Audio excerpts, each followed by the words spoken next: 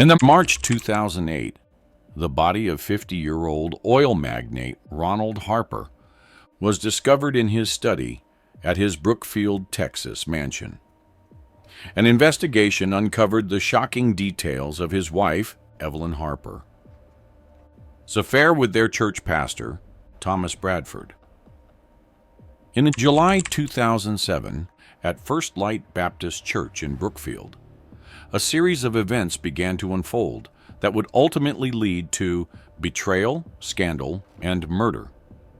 In 2008, the small, wealthy Texan town of Brookfield thrived on oil money, social gatherings, and strict Baptist values. Among its elite stood Ronald Harper, a 50-year-old oil magnate whose fortune was matched only by his insecurities. Ronald was a man who built his empire with grit and strategy, turning the family oil business into one of the state's most lucrative enterprises. Yet, despite his wealth and power, he carried a deep fear of inadequacy, a wound from a childhood spent trying to win his father's approval. This insecurity bled into his marriage with Evelyn Harper, a woman whose beauty and charm once seemed like the crown jewel of his success. Evelyn Harper, at 43, had everything others envied: luxury, status, and a doting husband. But behind the designer dresses and perfectly styled hair was a woman drowning in discontent. She had grown up in a middle-class family, watching her parents fight over bills and resent their unfulfilled dreams. Determined to escape that fate, Evelyn married Ronald, whose promise of security was impossible to resist. Yet over the years, the warmth between them faded. Ronald, consumed by his business, grew emotionally distant. Their marriage became a performance for the town, a perfect facade masking Evelyn's yearning for something more. Evelyn found that more in Pastor Thomas Bradford, a man who seemed to embody everything Ronald was not. Thomas, at 45, was charismatic, confident, and deeply involved in the lives of his congregation at First Light Baptist Church. On the surface, he was a man of God, preaching about humility and righteousness. But beneath his polished sermons was a man who craved admiration. Thomas had spent his life perfecting the art of influence, knowing exactly how to make people feel seen and valued, especially women like Evelyn, who longed for attention and validation. For Evelyn, her affair with Thomas began as a subtle, intoxicating escape from the confines of her life. She started attending church more frequently, initially under the guise of reconnecting with her faith. But soon, her visits became less about scripture and more about stolen glances and whispered words with the pastor. She told herself it was harmless at first, a connection she needed to feel alive again. But as the months passed, it evolved into something far more dangerous. Ronald Harper wasn't oblivious. He had always distrusted Thomas Bradford, though he couldn't fully articulate why. Perhaps it was the way the pastor's eyes lingered too long on the women in his congregation, or the overly familiar way he spoke to Evelyn after services. Ronald often brushed off these feelings, attributing them to his own insecurities. But by February 2008, the signs became impossible to ignore. Evelyn's behavior had shifted in subtle but unmistakable ways. She began neglecting responsibilities she once handled with precision. The household staff noticed her absence during key moments, skipping lunch appointments to attend last-minute church meetings, or disappearing for hours without explanation. Ronald, who had long relied on Evelyn to manage their home and social calendar, started noticing her excuses piling up. Her phone was always nearby, but rarely in plain sight, as if she was hiding something. By February 10th, 2008, Evelyn's recklessness reached a new height. She had left her scarf in the church office, a distinct designer piece Ronald had gifted her for their anniversary. A staff member returned it to the Harper home, handing it directly to Ronald. Though Evelyn explained it away as a simple oversight, the moment planted a seed of doubt in Ronald's mind. His suspicions deepened when he found a receipt for a dinner reservation at a romantic restaurant in her purse. The date on the receipt matched a night she claimed to be at a church committee meeting. The distance between them grew, but Evelyn didn't seem to notice. She was too caught up in the thrill of her affair. Pastor Thomas was her confidant, someone who listened to her frustrations without judgment. They spent hours together under the pretense of church planning, stealing moments in his office, or taking long spiritual walks around the church grounds. For Thomas, the affair wasn't just about passion, it was about power. He enjoyed the control he had over Evelyn, knowing he could pull her attention away from her husband and into his orbit. By late February, Ronald confided in Sheriff Alan Baker, an old friend and one of the few people he trusted. Over coffee one morning, Ronald spoke about his concerns. He didn't accuse Evelyn outright, but shared his observations. He mentioned the scarf, the strange phone behavior, and the restaurant receipt. Alan listened carefully, urging Ronald to keep an eye on things, but to avoid jumping to conclusions. Privately, Alan suspected there was more to the story than Ronald was willing to admit, but he held back, knowing how fragile Ronald's pride could be. Meanwhile, Evelyn and Thomas became bolder. Evelyn would leave early for church on Sundays, claiming she needed extra time to prepare for her duties as part of the hospitality team. Thomas would find excuses to stay late after services, ensuring they had time alone. These moments felt like a world apart from the sterile routines of Evelyn's life at home. She began dressing differently, wearing more vibrant colors and makeup that accentuated her features.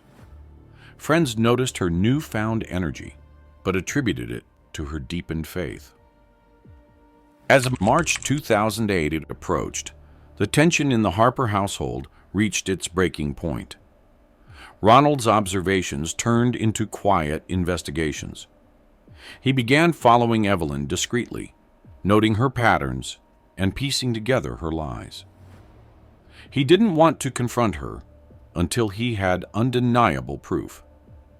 What hurt him the most wasn't the idea of losing Evelyn. It was the betrayal.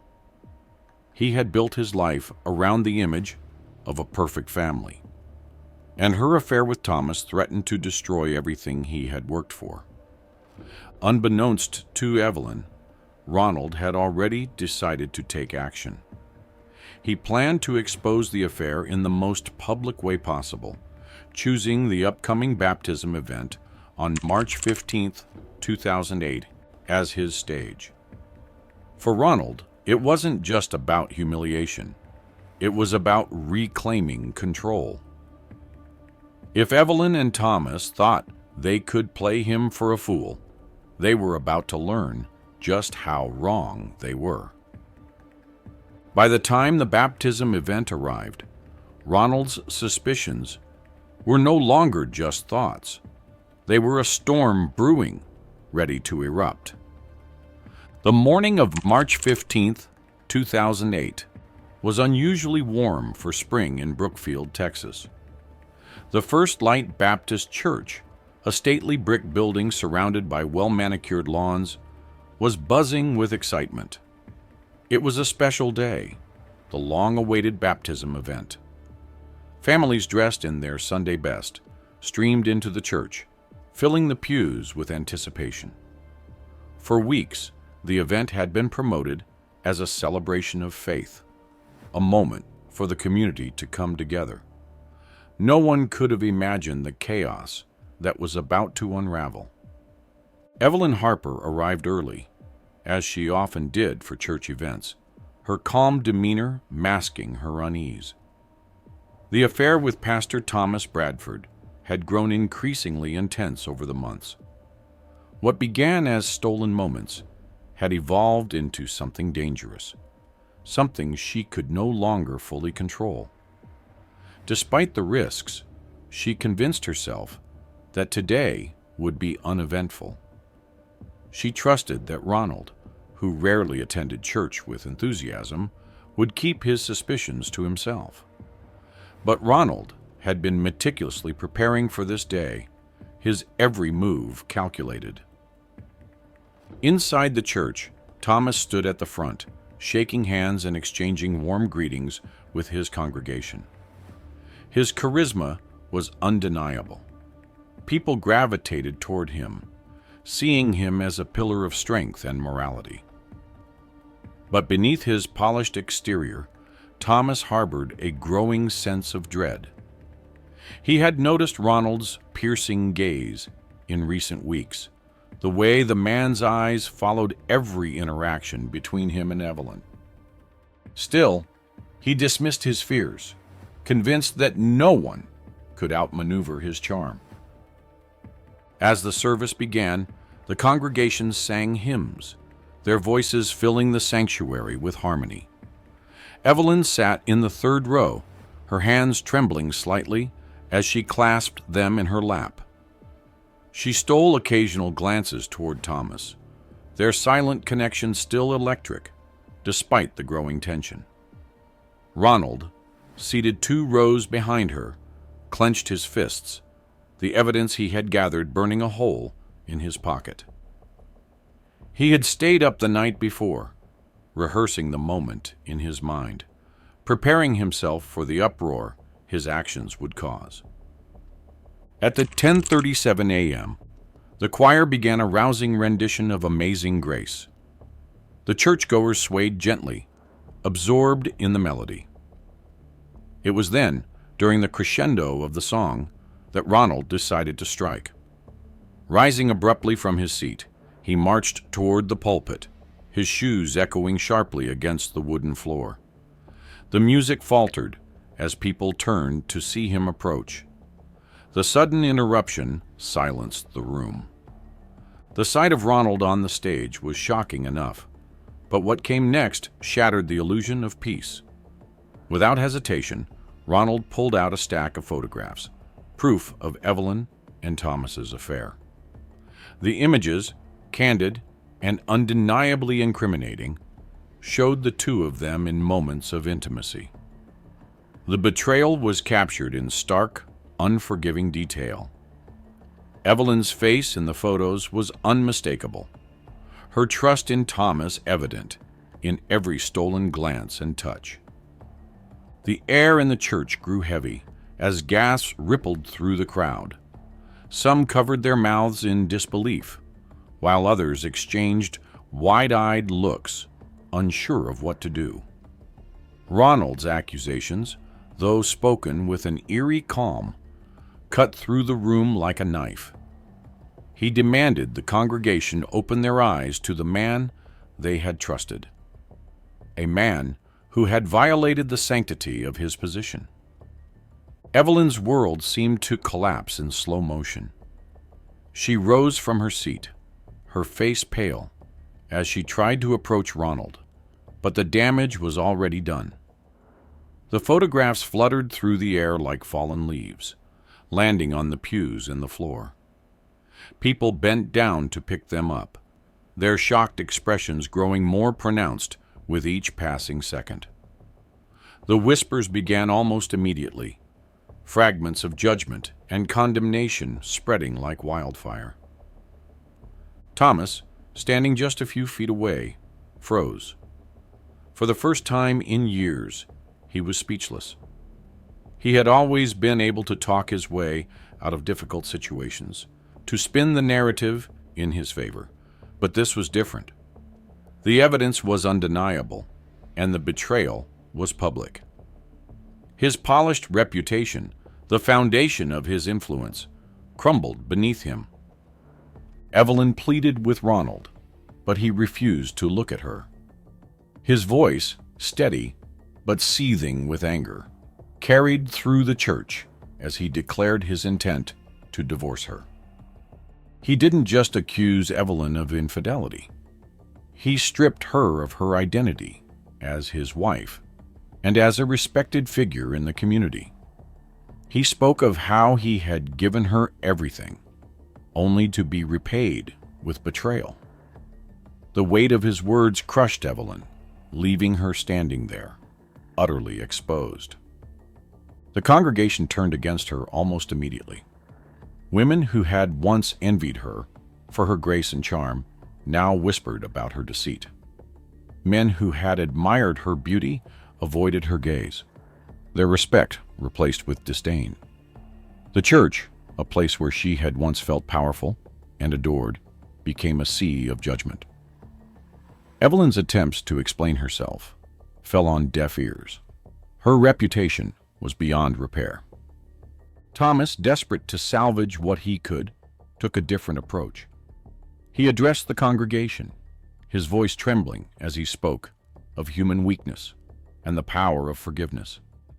But his words rang hollow. The same people who had once hung on his every sermon now looked at him with suspicion and disgust. As the reality of his actions sank in, Thomas made a decision that would later haunt him.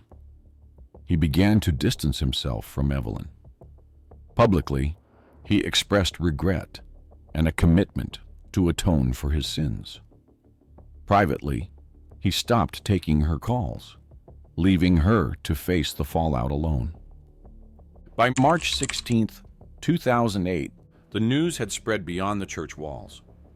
Brookfield's tight-knit community, known for its polite facade, reveled in the scandal. Evelyn, once the picture of elegance, became a cautionary tale. Invitations to social events disappeared, friends stopped calling, and even her favorite boutiques quietly refused her business. Ronald moved swiftly to initiate divorce proceedings, ensuring she would be cut off from his wealth. Evelyn found herself isolated, humiliated, and without resources. The man she had risked everything for had abandoned her, and the life she had built was gone. As she sat alone, in the echoing silence of her once grand home, the enormity of her choices weighed on her. Her anger, once directed at Ronald, began to shift toward Thomas. She had believed in him, trusted him, and now he was nowhere to be found. The scandal that began in a crowded church on a spring morning marked the beginning of Evelyn's descent. Stripped of her wealth, reputation, and support, she was left with little more than her bitterness and a simmering desire for retribution.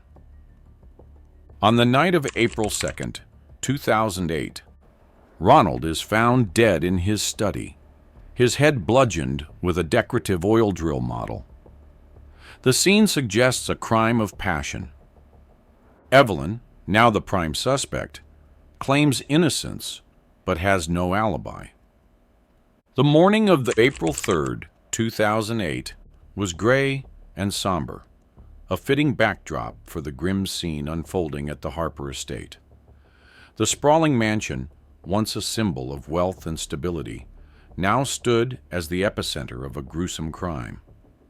Ronald Harper's lifeless body had been discovered by a housekeeper in his private study.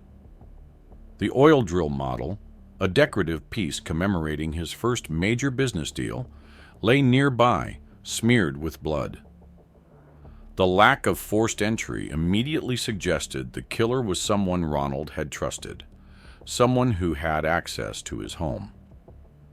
Sheriff Alan Baker, a veteran lawman and close confidant of Ronald's, arrived on the scene just after 8 a.m.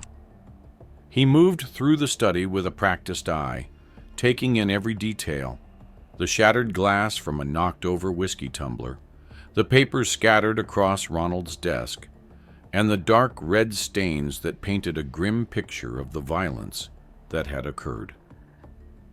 As Alan examined the scene, his mind drifted to the conversations he'd had with Ronald in recent weeks, particularly the ones about Evelyn and her strange behavior.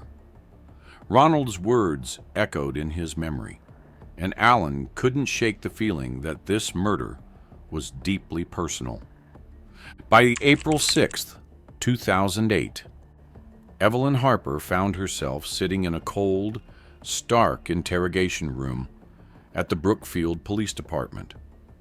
Her once glamorous appearance was dulled by exhaustion and fear, her carefully maintained image crumbling under the weight of suspicion. Evelyn denied any involvement in Ronald's death, claiming that he had enemies in the business world who would have plenty of motive to harm him. She spoke of competitors who envied his success and employees who had grudges.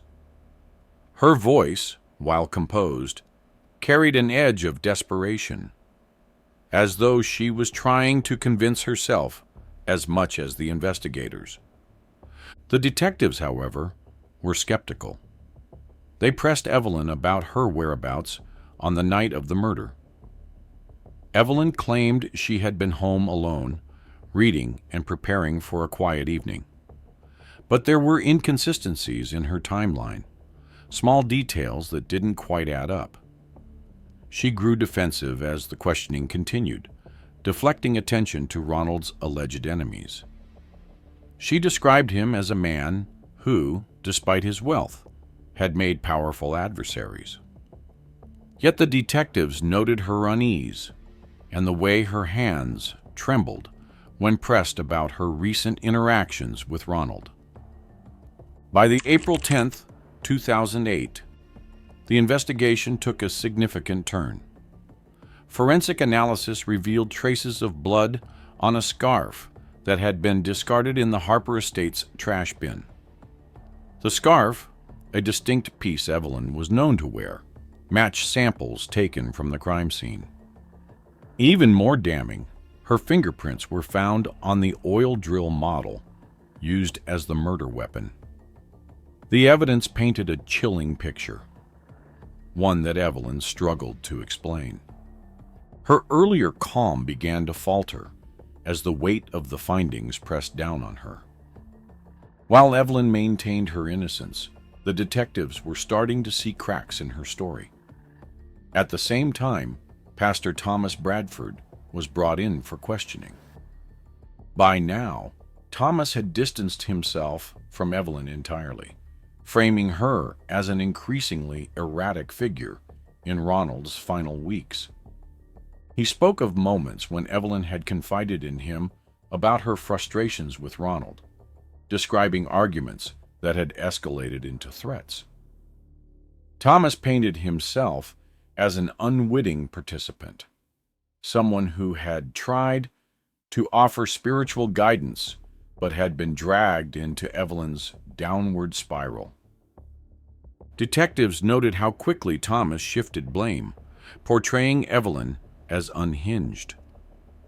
His account of their interactions suggested that Evelyn had become consumed by anger and desperation. While his statements added to the growing case against her, they also raised questions about Thomas's own role. His eagerness to distance himself seemed suspicious, though he provided no direct evidence linking himself to the crime. By April 15th, 2008, new revelations deepened the investigators' case. A neighbor, Mrs. Darlene McAllister, came forward after overhearing a heated argument between Evelyn and Ronald the night of the murder. Darlene described loud voices and the sound of something heavy hitting the floor. Though she had dismissed it at the time as a typical marital dispute, the timing now seemed far too coincidental. Her testimony placed Evelyn at the scene during a critical window, further undermining Evelyn's claims of innocence. Just 5 days later, on the April 20th, 2008, surveillance footage from a local boutique emerged, dealing another blow to Evelyn's defense. The video showed her purchasing the exact oil drill model found at the crime scene, just 1 week before the murder. In the footage, Evelyn appeared calm, casually chatting with the cashier as she completed her purchase. The detectives noted the eerie normalcy of her demeanor, a stark contrast to the violent act she would allegedly commit days later. The discovery of the footage sent shockwaves through the investigation team. It was the final piece of evidence they needed to solidify their case. Evelyn's carefully constructed alibi had unraveled completely. The once respected socialite now appeared to be a woman who had meticulously planned a murder, only to be undone by her own arrogance and carelessness. Throughout the investigation, the emotional connections between the key players added layers of complexity to the case.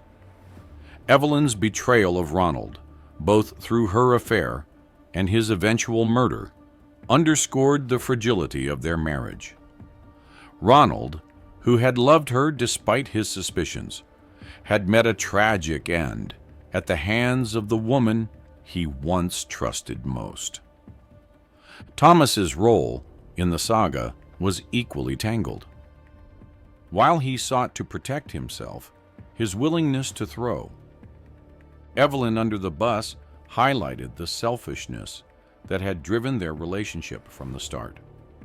What had once been a passionate, clandestine affair was now reduced to bitter accusations and blame-shifting. Evelyn, isolated and cornered, realized too late that Thomas had never truly cared for her beyond the thrill of their secret. The investigators, piecing together the timeline and relationships, recognized the emotional volatility that had fueled the crime. Evelyn's desperation to regain control of her unraveling life, coupled with Thomas's manipulation and Ronald's distrust, created a perfect storm. What had begun as a private betrayal had spiraled into a public tragedy, leaving a trail of shattered lives in its wake. As the investigation drew closer to its conclusion, Evelyn's carefully curated world was in tatters. The evidence, the testimonies, and the undeniable links to the crime all pointed in one direction. Evelyn Harper, once the epitome of elegance and privilege, now stood at the center of a web of deceit, facing the harsh reality of her actions. The fallout was only beginning, and the town of Brookfield braced itself for the final revelations. The morning of May 5th, 2008, dawned quietly in Brookfield, Texas. Evelyn Harper was in her lavish but eerily empty home, a shell of its former warmth. The once bustling household now echoed with silence, her staff gone, her social circle shattered. She moved about her day with the same grace that had once defined her, determined to cling to the last remnants of her dignity. Yet beneath her calm facade, Evelyn was unraveling. She knew the investigation was closing in, and the weight of the mounting evidence loomed like a storm. At precisely 7:45 a.m., a line of police cars pulled into the circular driveway of the Harper estate. Sheriff Alan Baker stepped out first, flanked by detectives and uniformed officers. Evelyn watched from her kitchen window as they approached, their presence purposeful and grim. She stood frozen for a moment, clutching the edge of the counter, before smoothing her dress and walking to the door.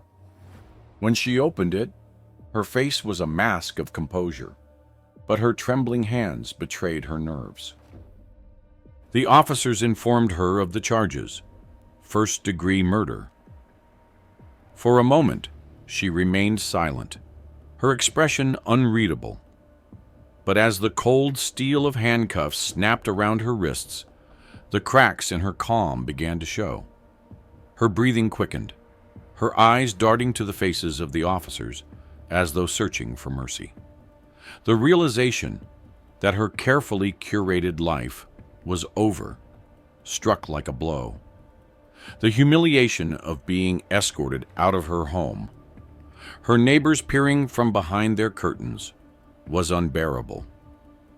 Evelyn, once the queen of Brookfield society, was now reduced to a spectacle. By July 2008, the Harper murder trial had captured the attention of the nation. The scandal, with its explosive mix of wealth, betrayal, and a salacious affair, made headlines in every major newspaper. The courthouse in Brookfield overflowed with reporters, sketch artists, and curious locals eager to witness the drama unfold. For a small town steeped in conservative values, the trial was both a source of shock and a guilty pleasure. Evelyn sat at the defense table, her appearance meticulous despite her circumstances. She wore simple but elegant outfits, her hair and makeup carefully done, as though trying to remind the world of the woman she once was. But her eyes told a different story. They were tired, haunted by the unraveling of her life, and the knowledge that this trial would determine her future. The prosecution, led by District Attorney Caroline Pierce, wasted no time in painting Evelyn as a scorned and desperate woman. They detailed the unraveling of her marriage, the public humiliation of the Baptist event, and her affair with Pastor Thomas Bradford. They presented the evidence methodically: the bloody scarf, her fingerprints on the murder weapon, and the surveillance footage of her purchasing the oil drill model. The narrative was damning. Evelyn, they argued, had been driven to murder by anger, humiliation, and a desire to regain control over her life. The courtroom sat in rapt attention as witnesses took the stand. The housekeeper recounted the day she found Ronald's body, her voice trembling as she described the horror of the scene. Forensic experts explained the blood patterns and the timeline of the crime. Neighbors, like Mrs. Darlene McAllister, testified about the loud arguments they overheard and the tension between Evelyn and Ronald in the weeks leading up to his death. Perhaps the most shocking testimony came from Pastor Thomas Bradford. Called by the prosecution, he portrayed Evelyn as erratic and unstable. He admitted to the affair but claimed he had tried to distance himself when he realized how deeply Evelyn's emotions ran. He described moments when Evelyn spoke of wanting to end her problems, alluding to a growing darkness in her mind. His words, while carefully chosen to protect his own reputation, painted a devastating picture of Evelyn's state of mind in the weeks before the murder. Evelyn's defense team, led by attorney Paul Grayson, worked tirelessly to shift the narrative. They argued that Evelyn had been framed, pointing to Ronald's business rivals and even hinting at Thomas's possible involvement. They depicted Evelyn as a victim of circumstance, a woman who had been manipulated by powerful men and whose life had spiraled out of control. The defense team emphasized the lack of direct witnesses and questioned the reliability of some evidence, particularly the scarf, which they suggested could have been planted. Despite their efforts, Evelyn's own demeanor worked against her. While she remained composed for much of the trial, moments of visible anger and frustration broke through. Jurors noticed how her mask slipped when Thomas testified, her eyes narrowing and her lips pressing into a thin line. The emotional undercurrents between them were palpable, revealing the tangled web of betrayal and resentment that had defined their relationship. On August 12, 2008, the jury returned with their verdict after less than 5 hours of deliberation. The courtroom fell silent as the foreperson read the words, "Guilty of first-degree murder." Evelyn sat motionless, her face unreadable as the weight of the decision sank in. Her attorney placed a hand on her shoulder, but she didn't react. The room buzzed with a mix of relief and whispers as reporters rushed to file their stories. The judge sentenced Evelyn to life in prison without the possibility of parole. The once glamorous socialite, who had lived in luxury and wielded influence, now faced a stark future behind bars. As she was led out of the courtroom in handcuffs, her calm exterior cracked once more. Her eyes welled with tears, and her shoulders slumped, a stark contrast to the proud and composed figure she had once been. The trial left the town of Brookfield in a state of reflection.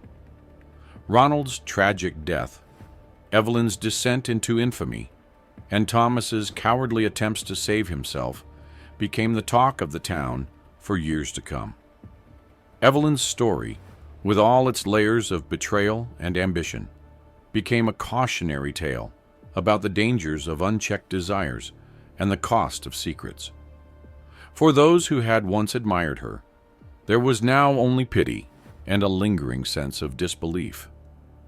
Evelyn Harper, who had once seemed untouchable, had fallen farther than anyone could have imagined.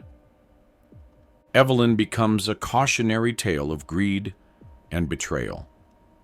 Her name is whispered in hushed tones in the community. Thomas moves away, his reputation permanently tarnished. Ronald's estate is donated to charity, his legacy overshadowed by the scandal.